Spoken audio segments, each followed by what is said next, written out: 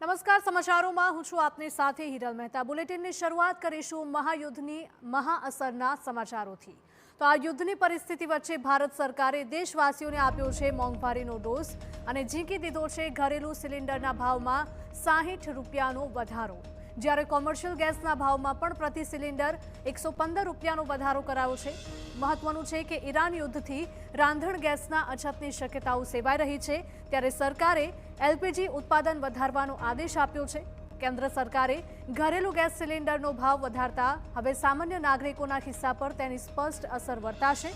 તો દિલ્હીમાં રાંધણ ગેસનો 14.2 કિલોગ્રામનો એલપીજી ગેસ હવે 913 રૂપિયામાં મળશે, જે પહેલા 853 રૂપિયાનો હતો, જ્યારે 19 કિલોગ્રામના કોમર્શિયલ સિલિન્ડરમાં 115 રૂપિયાનો વધારો કરવામાં આવ્યો છે અને તે હવે 1883 રૂપિયામાં મળશે અને નવો ભાવ વધારો આજથી જ અમલી બનાવી દેવાયો છે।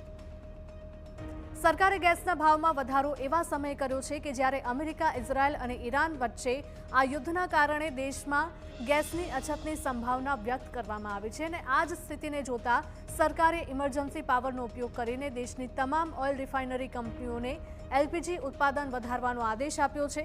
કહેવામાં આવ્યું છે કે હવે રિફાઇનરીઓ પ્રોપેન અને બ્યુટેનનો ઉપયોગ ફક્ત રાંધણ ગેસ બનાવવા માટે કરશે, તો દેશમાં સિલિન્ડરની અછત રોકવા માટે પણ સરકારે આદેશ આપ્યો છે।